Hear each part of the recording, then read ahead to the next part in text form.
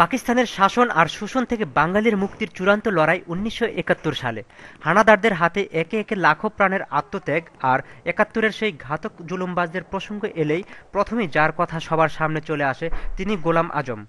১৯৯২ সালের এপ্রিলে তৎকালীন বিএনপি সরকার এবং প্রধান বিরোধী দল আওয়ামী লীগের মধ্যে ৪ দফা চুক্তি হয়, যার প্রথম দফা ছিল যুদ্ধাপরাধীদের বিচার সম্পন্ন করা।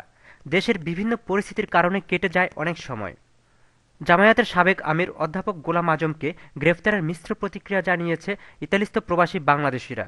অনেক বিলম্বে হলেও সরকার গোলাম আজমকে অ্যারেস্ট করে খুব ভালো কাজ করেছে, কারণ পর্দার অন্তরালে থেকে গোলাম আজম যে অপরাধ করেছে তার বিচার এই বাংলার মাটিতে হওয়া উচিত। ওনার যদি কোনো কিছু যদি অন্যায় ওনার হইয়া থাকে তাহলে এটার বিচার করক, কিন্তু ওইভাবে না করক যে ওনার তো এমনি জীবনের শেষ সময়, ওনার সাথে জোরাজুরি করার তো দরকার নেই।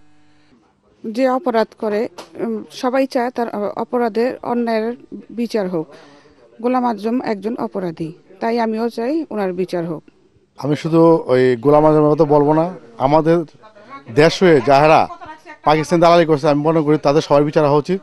গোলাম আজমের গ্রেপ্তারের ব্যাপারে আমি এতটুকু বলবো যে সে যদি অন্যায় করে তার সূক্ষ্ম বিচার হোক।